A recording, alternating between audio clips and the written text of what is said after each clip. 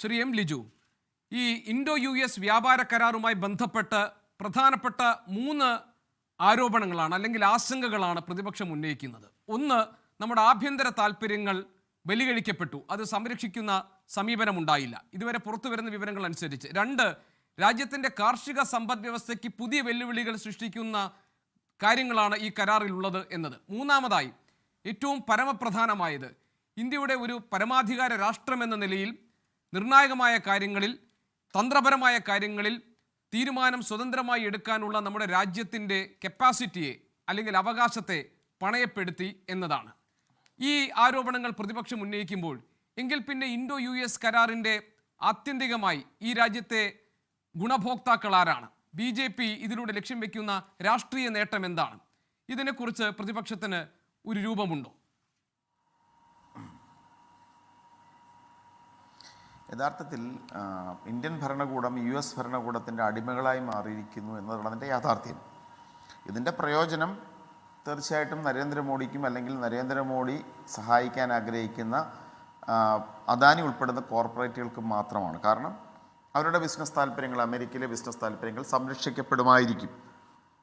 ഇവിടെ ഇപ്പോൾ നമുക്ക് എന്തുകൊണ്ടാണ് കോൺഗ്രസ് ഇത്തരം ആരോപണം ഉന്നയിച്ചെന്നുള്ള കാര്യം വ്യക്തമാണ്. ഇപ്പോൾ US press secretary Karoline Leavitt അവർ പറഞ്ഞത്, അവരുടെ പ്രസ് റിലീസ് തന്നെ ഇങ്ങനെയാണ്: it is a huge victory for American businessmen, workers and other classes. എന്നിട്ട് അവരെടുത്തെടുത്ത് പറയുകയാണ്, there is 18% tariff for Indian products, there is 0% tariff for American products, and India is going to buy $500 billion and the $500 billion of products, especially agricultural products.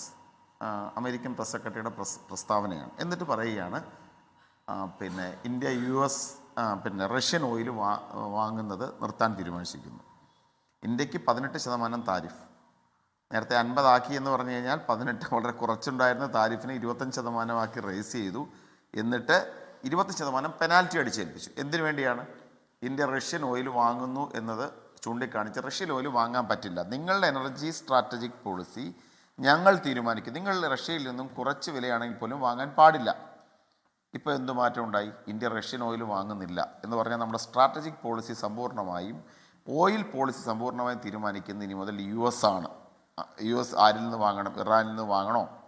പറ്റില്ല. റഷ്യയിൽ നിന്ന് വാങ്ങണോ? പറ്റില്ല. ഞങ്ങൾ പറയുന്നിടത്ത് നിങ്ങൾ വാങ്ങണം. 2, അമേരിക്കൻ പ്രോഡക്ട്സിന് 0% താരിഫ്, ഇന്ത്യയിലേക്കുള്ളൊരു ഒരു പ്രോഡക്ട്സ് വരവിൻ്റെ കാര്യമാണ് ഞാൻ പറയുന്നത്. മൂന്നാമത്, $500 ബില്യൺ പ്രോഡക്ട്സ് ഇന്ത്യ വാങ്ങാൻ പോകുന്നു അമേരിക്കയിൽ നിന്നും, പ്രത്യേകിച്ച് അഗ്രികൾച്ചറൽ പ്രോഡക്ട്സ് ഉൾപ്പെടെ. ഇന്ത്യ പോലൊരു കാർഷിക രാജ്യം അമേരിക്കയിൽ നിന്നും വാങ്ങുന്നതിനെക്കുറിച്ചാണ് പറയുന്നത്. 4ാമത് പ്രഖ്യാപിക്കുന്ന റഷ്യൻ ഓയിൽ വാങ്ങുന്നില്ല. ഇവിടെ ഇന്ത്യക്ക് പരമാധികാരമുണ്ടോ?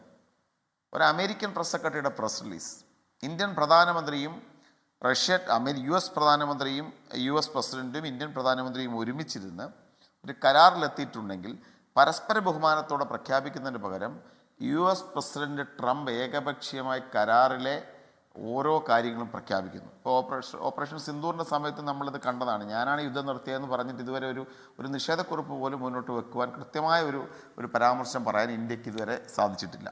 സമാനമായ തരത്തിൽ റഷ്യയിൽ ഇനി മുതൽ വാങ്ങുന്നില്ല എന്ന് പ്രഖ്യാപിക്കുന്നു. നിഷേധിക്കാൻ ഇന്ത്യൻ പ്രധാനമന്ത്രിക്ക് സാധിക്കുമോ? അങ്ങനെയല്ല. ഞങ്ങളൊരു ഏകധ്രുവ ലോകത്തിന് ആഗ്രഹിക്കുന്നില്ല, റഷ്യ ഞങ്ങളുടെ ചിരകാല സുഹൃത്താണ്, ഞങ്ങൾ റഷ്യയിൽ നിന്ന് എണ്ണ വാങ്ങും പറയാനുള്ള ധൈര്യം ഇന്ത്യൻ പ്രധാനമന്ത്രിക്കുണ്ടോ? പിന്നെ എങ്ങനെയാണ് നമ്മുടെ ഒരു പരമാധികാര രാഷ്ട്രമെന്ന് പറയുന്നത്? നമ്മുടെ ഭരണഘടനയുടെ ആമുഖത്തിൽ തന്നെ സോവറിൻ എന്ന് പറഞ്ഞാൽ ഏറ്റവും സുപ്രധാനമായൊരു വാക്യമാണ്. പരമാധികാര രാഷ്ട്രമാണ്, നമ്മളൊരു ഡൊമൈൻ രാഷ്ട്രമല്ല. സ്വാതന്ത്ര്യം കിട്ടുന്ന സമയത്ത് നമ്മൾ ഡൊമിസൈലായിരുന്നു. അത് കഴിഞ്ഞ് റിപ്പബ്ലിക് ആയ ദിവസം മുതൽ നമ്മളൊരു പരമാധികാര രാഷ്ട്രമാണ്. ഒരു പരമാധികാര രാഷ്ട്രത്തിൻ്റെ വ്യാപാര കാര്യങ്ങളെക്കുറിച്ച് മറ്റൊരു രാഷ്ട്രത്തലവൻ പ്രഖ്യാപനങ്ങൾ നടത്തുകയും അത് ഏകപക്ഷീയമാവുകയും ചെയ്തു കഴിഞ്ഞാൽ പിന്നെ എന്താണ് കോൺഗ്രസ് പാർട്ടി ആ വിഷയത്തിൽ പറയേണ്ടത്? ഇപ്പം നമ്മളൊരു സാമന്ത രാഷ്ട്രമായി മാറിയിരിക്കുന്നു.